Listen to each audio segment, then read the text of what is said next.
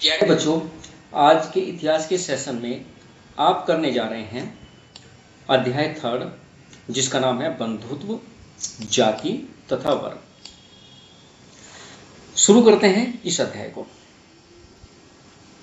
इसका question number first, यह series बहुविकल्पीय प्रश्नोत्तर से जुड़ी हुई है जिसमें प्रति क्वेश्चन के 4 ऑप्शन हैं।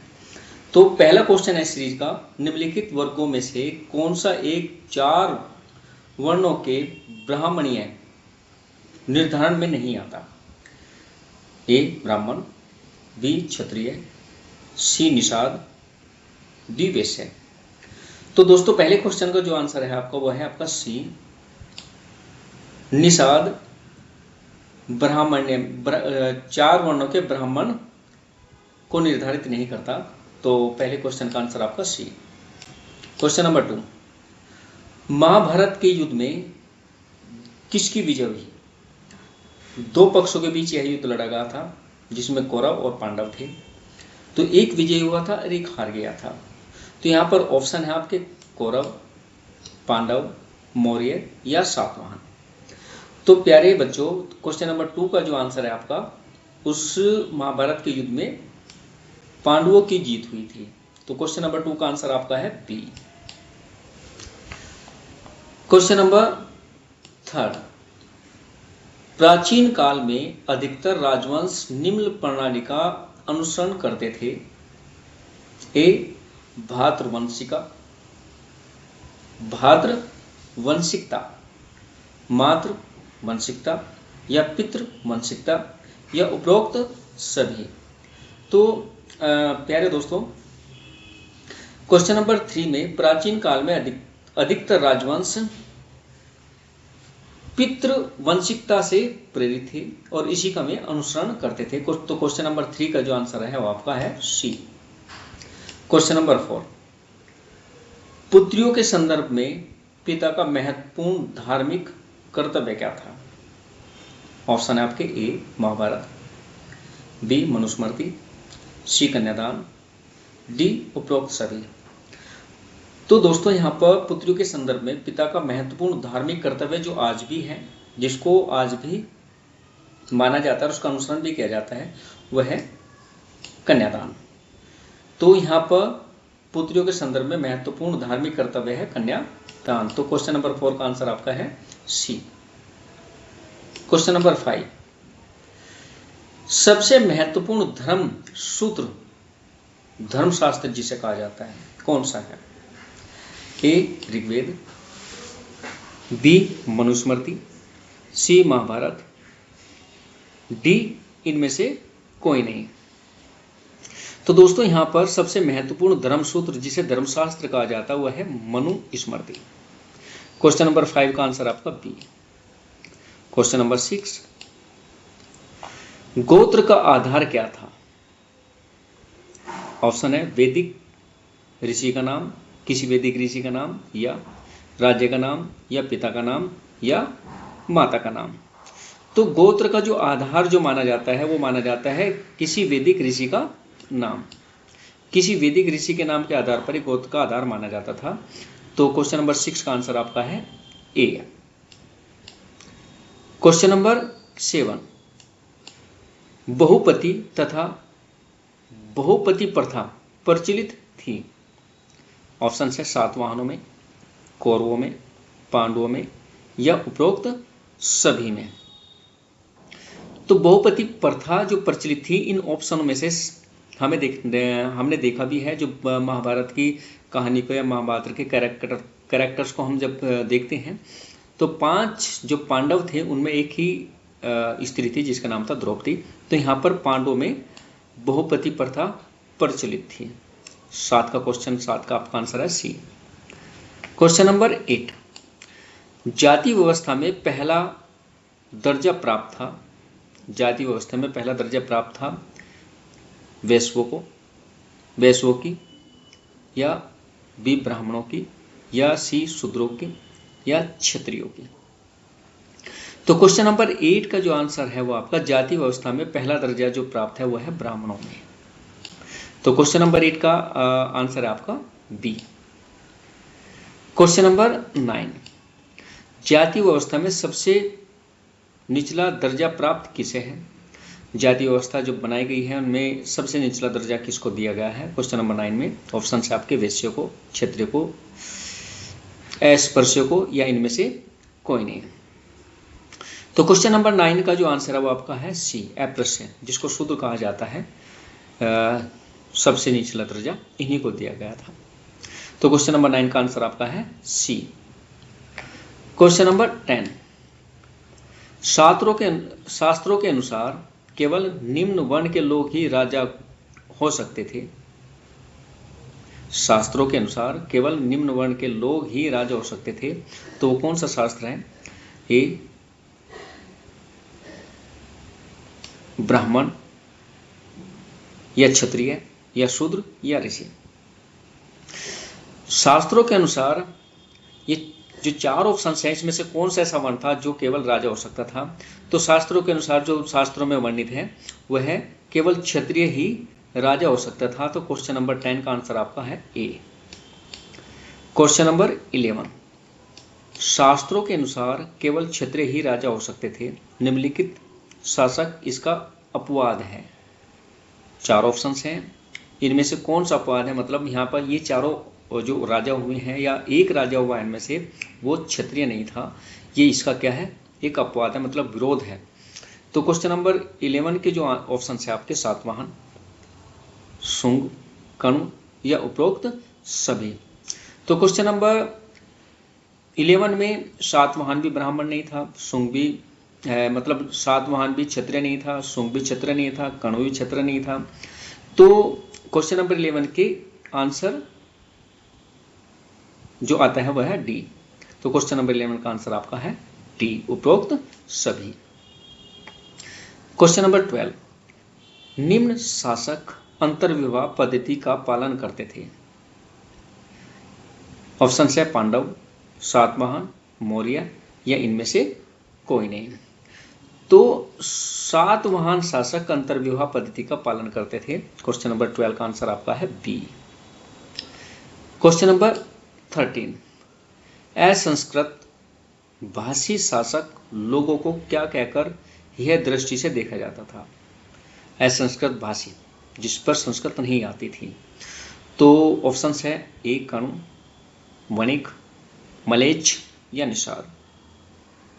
तो क्वेश्चन नंबर 13 का जो आंसर है वो आपका मलेच्छ। असंस्कृत भाषी शक लोगों को मलेच्छ कहकर बुलाया जाता था। तो क्वेश्चन नंबर 13 का आंसर आपका है सी। क्वेश्चन नंबर 14, मृच्छकटिकम नामक नाटक का लेखक कौन था? मृच्छकटिकम नामक नाटक का लेखक कौन था? ऑप्शन है कौटिल्य, मेगास्थनीज, विशाखदत्त, या शूद्रक। तो क्वेश्चन नंबर 14 का जो आंसर है मणिकट्टम नामक नाटक का लेखक शूद्रक था। क्वेश्चन नंबर 14 का आंसर आपका है डी। क्वेश्चन नंबर 15, पांडवों की सहपत्नी थी। पांडवों की सहपत्नी मतलब जो पांडव थे 5 जो पांडव के पुत्र थे उनकी पत्नी कौन थी जो एक ही थी? द्रौपदी थी, या प्रभावती गुप्त थी, या दिव्य थी, या गौतमी थी। तो क्वेश्चन नंबर 15 का आंसर है आपका ए, पांडवों की सहपत्नी का नाम था द्रौपदी। क्वेश्चन नंबर 16, द्यूत क्रीड़ा जिसे जुआ कहा जाता है में द्रौपदी को हारने वाला पांडव कौन था? द्यूत क्रीड़ा जुआ में द्रौपदी को हारने वाला पांडव कौन था? सहदेव, युधिष्ठिर, भीम, या अर्जुन। तो क्वेश्चन नंबर 16 में जो जुआ खेला था दुर्योधन और युधिष्ठिर के मध्य खेला गया था, जिसमें युधिष्ठिर द्रौपदी को हार गए थे। तो क्वेश्चन नंबर 16 का आंसर आपका है बी। क्वेश्चन नंबर 17, पांडवों को द्यूत क्रीड़ा के लिए आमंत्रित किसने किया था? ऑप्शन है ए दुर्योधन ने, धृतराष्ट्र ने, नकुल ने, या शकुनी ने। क्वेश्चन नंबर 17 में पांडवों को द्यूत क्रीड़ा जिसे जुआ कहा जाता है, इसको खेलने के लिए दुर्योधन ने पांडवों को आमंत्रित किया था। तो क्वेश्चन नंबर 17 का आंसर आपका है ए। क्वेश्चन नंबर 18, दुर्योधन तथा उसके भाई क्या कहलाते थे? दुर्योधन तथा उसके भाई क्या कहलाते थे? मलेच्छ या निषाद या पांडव या कौरव? तो पांडव तो युधिष्ठिर और उसके भाइयों को कहा जाता था जो 5 थे, और दुर्योधन तथा उसके भाइयों को कहा जाता था कौरव। तो क्वेश्चन नंबर 18 का आंसर आपका है डी। क्वेश्चन नंबर 19, मनु स्मृति में माता पिता की मृत्यु के बाद संपत्ति में विशेष भाग का अधिकारी था? ए सबसे बड़ी पुत्री, बी सबसे छोटा पुत्र, सी जमाता, डी ज्येष्ठ पुत्र। ज्येष्ठ पुत्र का मतलब सबसे बड़ा पुत्र। तो मनुस्मृति में माता पिता की मृत्यु के बाद संपत्ति का विशेष भाग का अधिकारी माना जाता था ज्येष्ठ पुत्र को। क्वेश्चन नंबर 19 का आंसर आपका है डी। क्वेश्चन नंबर 20, प्राचीन काल में निम्न महिला के संपत्ति पर अधिकार होने का उदाहरण मिलता है? ए प्रभावती, गुप्त का, द्रौपदी का, राजश्री का या माद्री? तो क्वेश्चन नंबर 20 में प्राचीन काल में प्रभावती गुप्त वह महिला थी जिसकी संपत्ति पर अधिकार होने का उदाहरण मिलता है। तो क्वेश्चन नंबर 20 का आंसर आपका है ए। क्वेश्चन नंबर 21, महाभारत का मूल पाठ जिसे हम इस्तेमाल कर रहे हैं किस भाषा में है? ए तमिल भाषा में, बी संस्कृत भाषा में, सी पाली भाषा में या डी प्राकृत भाषा में? तो महाभारत जो संस्कृत भाषा में लिखी गई है जिसका इस्तेमाल हम कर रहे हैं, तो महाभारत का मूल पाठ संस्कृत भाषा में है। तो 21 का आंसर आपका है बी।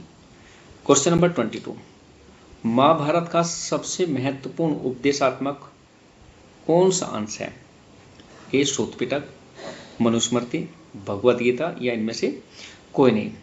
क्वेश्चन नंबर 22, सूत पिटक तो बौद्ध धर्म से संबंधित है, मनुस्मृति खुद एक ग्रंथ है, और महाभारत का सबसे महत्वपूर्ण उपदेशात्मक जो भाग है वह है भगवद गीता। तो क्वेश्चन नंबर 22 का आंसर आपका है सी। क्वेश्चन नंबर 23, परंपरा के अनुसार महाभारत के लेखक माने जाते हैं? ए महर्षि विश्वामित्र या बी लाल या महर्षि वाल्मीकि या महर्षि वेदव्यास? तो क्वेश्चन नंबर 23 में महाभारत के जो रचयिता है वे हैं महर्षि वेदव्यास। क्वेश्चन नंबर 23 का आंसर आपका डी। क्वेश्चन नंबर 24, वेदव्यास में किस महाकाव्य की रचना की थी? ए रामायण की, बी महाभारत की, सी ऋग्वेद की, डी सामवेद की? तो क्वेश्चन नंबर 24 में वेदव्यास में महाभारत की रचना की थी। महाभारत यह एक महाकाव्य है। क्वेश्चन नंबर 24 का आंसर आपका बी। क्वेश्चन नंबर 25, आरंभिक समाज में कितने वर्ण थे? आरंभिक समाज में कितने वर्ण थे? ए 2, बी 3, सी 4, डी 6? तो आरंभिक काल में 4 वर्ण थे। पहला ब्राह्मण, दूसरा क्षत्रिय, तीसरा वैश्य और चौथा था शूद्र। तो आरंभिक समाज में 4 वर्ण थे। तो 25 का आंसर आपका है सी। क्वेश्चन नंबर 26, किस शासक के नाम के साथ माता पिता का नाम जुड़ा होता है? ए मौर्य शासक, सातवाहन शासक, कुरु शासक या चोल शासक? यहां पर क्वेश्चन नंबर 26 में सातवाहन शासकों के नाम के साथ माता पिता का नाम जुड़ा होता है। क्वेश्चन नंबर 26 का आंसर आपका बी। क्वेश्चन नंबर 27, किस राजा ने सुदर्शन झील का जीर्णोद्धार कराया था? मतलब उसको नए सिरे से उसका जो काम था उसमें जो टूट फूट थी उसकी मरम्मत जो कराई थी वो किसने कराई थी? तो क्वेश्चन नंबर 27 में समुद्रगुप्त ने या रुद्रदमन ने या अशोक ने या चंद्रगुप्त ने? तो यहाँ पर क्वेश्चन नंबर 27 में रुद्रदमन राजा ने सुदर्शन झील का जीर्णोद्धार करा था? क्वेश्चन नंबर 27 का आंसर आपका है बी। क्वेश्चन नंबर 28, हिडिंबा राक्षसनी का विवाह किससे हुआ था? हिडिंबा राक्षसनी का विवाह किससे हुआ था? ए अर्जुन से, बी भीम से, सी नकुल से, डी सहदेव से।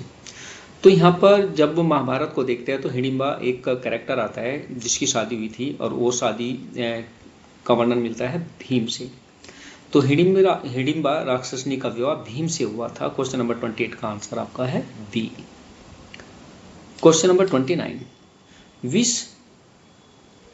की संज्ञा किसे दी जाती है? क्वेश्चन नंबर 29, विष की संज्ञा किसे दी जाती है? ए ब्राह्मण को, बी क्षत्रिय को, या वैश्य को, या शूद्र को। तो विष की जो संज्ञा दी जाती है वो दी जाती है वैश्य को। क्वेश्चन नंबर 29 का आंसर आपका है सी। क्वेश्चन नंबर 30, दक्कन और मध्य भारत में मौर्य के उत्तराधिकारी कौन हुए? दक्कन और मध्य भारत में मौर्य के उत्तराधिकारी कौन हुए?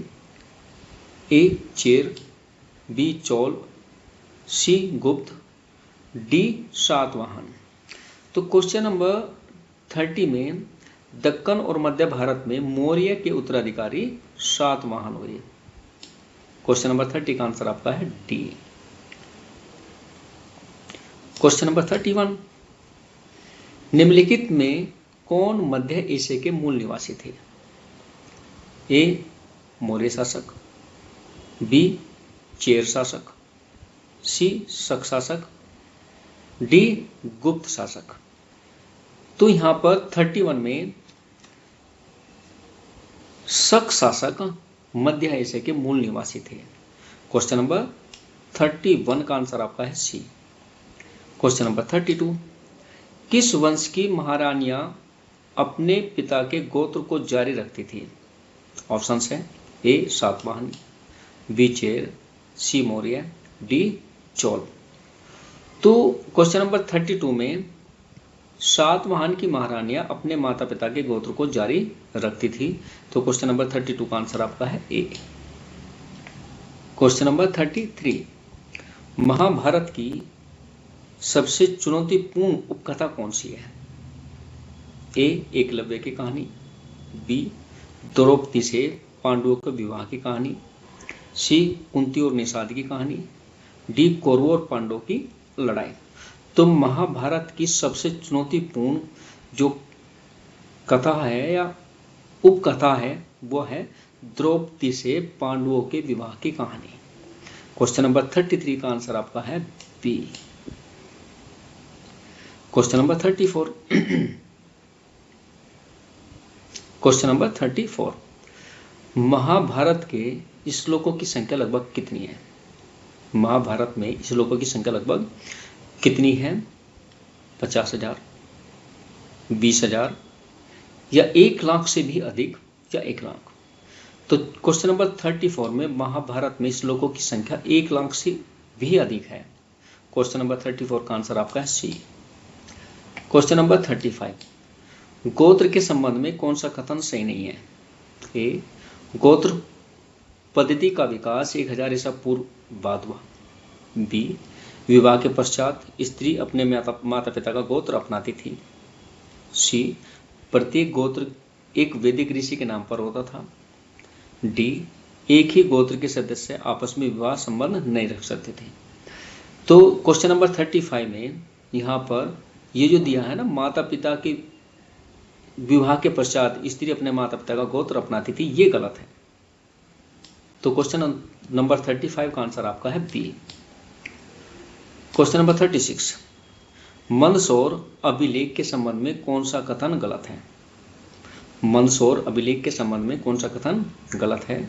ए मंदसौर अभिलेख उत्तर प्रदेश में मिला है, बी इसमें रेशम बुनकरों की श्रेणी का वर्णन मिलता है जो मूलतः लाट गुजरात के निवासी थे, सी इस श्रेणी ने सूर्य देवता के सम्मान में मंदिर बनाने में अपना योगदान दिया, डी यह अभिलेख लगभग 5वीं शताब्दी ईसा पूर्व का है।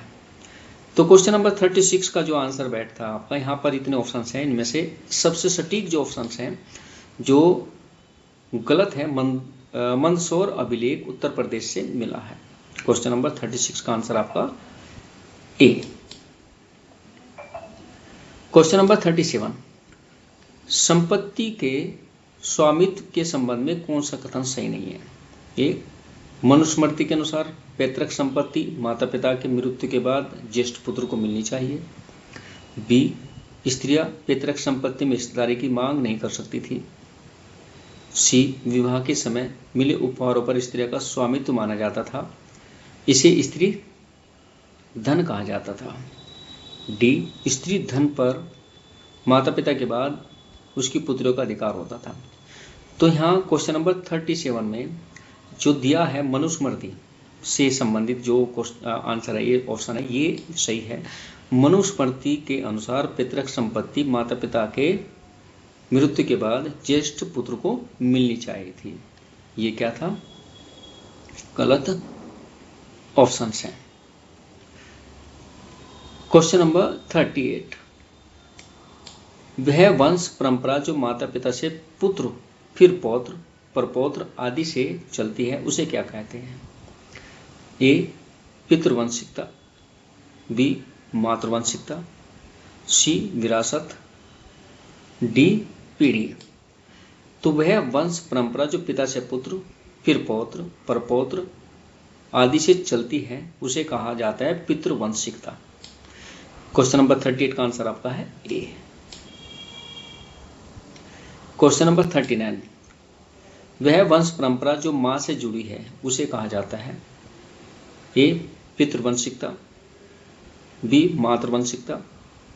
सी, विरासत। डी, पीढ़ी। वह वंश परंपरा जो मां से जुड़ी है तो उसे कहा जाता है मातृवंशिकता। पिता से जुड़ी ही परंपरा को कहा जाता है पितृवंशिकता और माता से जुड़ी परंपरा को कहा जाता है मातृवंशिकता। क्वेश्चन नंबर 39 का आंसर आपका है बी। क्वेश्चन नंबर 40, धर्मशास्त्रों के अनुसार पिता की संपत्ति पर किसका अधिकार होता था? धर्मशास्त्रों के अनुसार पिता की संपत्ति पर किसका अधिकार होता था? ऑप्शन है पुत्रों का या पुत्री का, पत्नी का या बहनों का। तो धर्मशास्त्रों के अनुसार पिता की संपत्ति पर जो अधिकार होता था वो था पुत्रों का। क्वेश्चन नंबर 40 का आंसर आपका ए। क्वेश्चन नंबर 41, धर्मशास्त्रों के अनुसार कितने प्रकार के विवाहोत्तम माने गए हैं? धर्मशास्त्रों के अनुसार कितने प्रकार के विवाहोत्तम माने गए हैं? ऑप्शन है ए, 1, 2, 3 या 4। तो धर्मशास्त्रों के अनुसार 4 प्रकार के विवाह उत्तम माने जाते हैं। क्वेश्चन नंबर 41 का आंसर आपका है डी। क्वेश्चन नंबर 42, धर्मशास्त्रों के अनुसार विवाह कितने प्रकार के हैं? जो भी क्वेश्चन रिपीट किया गया है, या धर्मशास्त्र कितने प्रकार के विवाह को अपनी स्वीकृति देते हैं? ए 5, बी 6, सी 8, डी 7। तो धर्मशास्त्र 8 प्रकार के विवाह को अपनी स्वीकृति देते हैं। क्वेश्चन नंबर 42 का आंसर आपका है सी। क्वेश्चन नंबर 43, गोत्र के बाहर विवाह करने की पद्धति को क्या कहते हैं? बहिर्विवाह, अंतर्विवाह, जातीय विवाह या गंधर्व विवाह। क्वेश्चन नंबर 43, गोत्र से बाहर, बाहर का मतलब बहिर, विवाह का मतलब विवाह, तो गोत्र से बाहर विवाह को कहा जाता है बहिर्विवाह। क्वेश्चन नंबर 43 का आंसर आपका ए। क्वेश्चन नंबर 44, जब एक पुरुष की अनेक पत्नियां हों तो इस प्रथा को कहा जाता है बहुपत्नी प्रथा या बहुपति प्रथा या विवाह प्रथा या इनमें से कोई नहीं है। जब एक पुरुष की अनेक पत्नियां होती है तो उसे कहते हैं बहुपत्नी प्रथा। क्वेश्चन नंबर 44 का आंसर आपका ए। क्वेश्चन नंबर 44, जब एक स्त्री के अनेक पति हो इस पद्धति को क्या कहते हैं? बहुपति प्रथा या विवाह प्रथा या इनमें से कोई नहीं या बहुपत्नी प्रथा। जब एक स्त्री के अनेक पति हो तो उसे कहते हैं बहुपति प्रथा। क्वेश्चन नंबर 45 का और आंसर आपका ए। क्वेश्चन नंबर 46, गोत्र पद्धति के अनुसार स्त्री को विवाह के पश्चात किसका गोत्र धारण करना पड़ता था? गोत्र पद्धति के अनुसार स्त्री को विवाह के पश्चात किसका गोत्र धारण करना पड़ता था? ए माँ का, बी पिता का, सी पति का, या इनमें से कोई नहीं। तो शादी के पश्चात स्त्री को विवाह के बाद पति का गोत्र धारण करना पड़ता था। ये परंपरा आज भी है। क्वेश्चन नंबर 47, ब्राह्मणीय गोत्र पद्धति कब प्रचलन में आई? ए लगभग 1000 ईसा पूर्व के बाद, बी लगभग 1000 ईस्वी के बाद, सी लगभग 500 ईस्वी पूर्व के बाद, या डी लगभग 500 ईस्वी के बाद। तो क्वेश्चन नंबर 47 में ब्राह्मणीय गोत्र पद्धति लगभग 1000 ईस्वी पूर्व के बाद प्रचलन में आई थी। क्वेश्चन नंबर 47 का आंसर आपका है ए। क्वेश्चन नंबर 48, धर्मशास्त्र के अनुसार भारतीय समाज को कितने वर्ण में बांटा गया था? ऑप्शन है ए 1 या 2 या 4 या 0.05। तो ये सिंपल सा क्वेश्चन है। धर्मशास्त्र के अनुसार भारतीय समाज को 4 भागों में 4 वर्णों में बांटा गया था। तो क्वेश्चन नंबर 48 का आंसर आपका है सी। क्वेश्चन नंबर 49, वर्ण व्यवस्था में सबसे निचले स्तर कौन थे? वर्ण व्यवस्था में सबसे निचले स्तर पर कौन थे? ए ब्राह्मण, क्षत्रिय, वैश्य या शूद्र। तो वर्ण व्यवस्था में सबसे निचले स्तर पर शूद्र को माना गया था। क्वेश्चन नंबर 49 का आंसर आपका है डी। क्वेश्चन नंबर 50, वर्ण व्यवस्था में सबसे श्रेष्ठ कौन थे? ए ब्राह्मण, बी क्षत्रिय, सी वैश्य, डी शूद्र। तो वर्ण व्यवस्था में सबसे श्रेष्ठ स्तर पर थे ब्राह्मण। 50 का आंसर आपका है ए। क्वेश्चन नंबर 51, महाभारत के युद्ध में कौन विजय हुए? ये रिपीटेड क्वेश्चन है, रिपीटेड आंसर है यहाँ पे। तो महाभारत के युद्ध में कौन विजयी हुए थे? कौरव हुए थे, मौर्य हुए थे, पांडव हुए थे या गुप्त हुए थे? तो महाभारत के युद्ध में जो कौरव और पांडवों के बीच में लड़ा गया था, जिसमें कौरव हार गए थे और पांडव जीत गए थे। तो 51 का आंसर आपका है सी। क्वेश्चन नंबर 52, सबसे महत्वपूर्ण धर्मशास्त्र है। ये भी एक रिपीटेड क्वेश्चन है। सबसे महत्वपूर्ण जो धर्मशास्त्र माना गया है वो माना गया है मनुस्मृति को। तो क्वेश्चन नंबर 52 का जो आंसर है वो डायरेक्ट है, क्योंकि रिपीटेड आंसर है। मनुस्मृति धर्मशास्त्र माना गया सबसे महत्वपूर्ण। क्वेश्चन नंबर 53, जाति व्यवस्था में को पहला स्थान प्राप्त था। ये क्वेश्चन पे भी थोड़ी देर पहले रिपीट था, अभी थोड़ी देर पहले क्वेश्चन आया था। तो जाति व्यवस्था में को पहला स्थान था ब्राह्मण को या क्षत्रिय को या वैश्य को या शूद्रों को। तो जाति व्यवस्था में सबसे जो पहला स्थान था वो था ब्राह्मणों को। 53 का आंसर आपका ए। क्वेश्चन नंबर 54, ... अंतर्विवाह पद्धति का पालन करते थे। अंतर्विवाह जो अपने गोत्र में विवाह कर सकते थे। ये क्वेश्चन भी पहले एक बार आ चुका है इसी सीरीज में। तो क्वेश्चन नंबर 54 का जो आंसर है वो आपका गुप्त है, मौर्य है, शक है या सातवाहन है। तो क्योंकि क्वेश्चन ये रिपीट हो चुका है तो इसमें है सातवाहन अंतर्विवाह पद्धति का पालन करते थे। ये अपने ही गोत्र में विवाह कर लेते थे। क्वेश्चन नंबर 55, निम्नलिखित जानकारी की सहायता से किस व्यक्तित्व के बारे में पता चलता है? ए डॉट या जो पहली है वह वनवासी निषाद समुदाय से संबंध रखता था। बी द्रोणाचार्य ने उसे अपने शिष्य के रूप में स्वीकार करने से मना कर दिया था। यहाँ पर द्रोणाचार्य और एकलव्य की कहानी बहुत प्रचलित है। जब द्रोणाचार्य का और शिष्य के बारे में जिक्र होता है तो सीधा संबंध एकलव्य से जुड़ जाता है। तो 55 में जो आंसर है वो आपका ऑप्शन है, 4 ऑप्शन में से आंसर है आपका सी एकलव्य। ये जो व्यक्ति जो जानकारी है वो एकलव्य से बिल्कुल मैच खाती है, एकलव्य से मिलती जुलती है। तो क्वेश्चन नंबर 55 का आंसर आपका है सी। क्वेश्चन नंबर 56, निम्नलिखित जानकारी की सहायता से किस व्यक्ति के बारे में पता चलता है? वह सातवाहन वंश का सबसे प्रसिद्ध शासक था। 4 वर्णों के बीच विवाह संबंध होने पर उसने रोक लगाई। रुद्रदामन शक शासक था जो के परिवार में उसने विवाह संबंध स्थापित किए। तो यहाँ 56 में जो ऑप्शंस है आपके रुद्रदामन है, या गोमती पुत्र श्री सतकानी है, या स्कंदगुप्त है, या है एकलव्य है। तो 56 का जो आंसर है, देखो रुद्रदामन तो नहीं है क्योंकि रुद्रदामन के उसमें तो उसने विवाह ही किया था, एकलव्य हो ही नहीं सकता। तो यहाँ ऑप्शन है आपके बी और सी। तो यहाँ पर ऑप्शन है, इसका जो सही आंसर है वह है बी, गोमती पुत्र श्री सातकर्णी। 56 का आंसर आपका है बी। क्वेश्चन नंबर 57, निम्नलिखित जानकारी की सहायता से किस व्यक्तित्व के बारे में पता चलता है? ऑप्शन है, उसने सुदर्शन झील की मरम्मत कराई।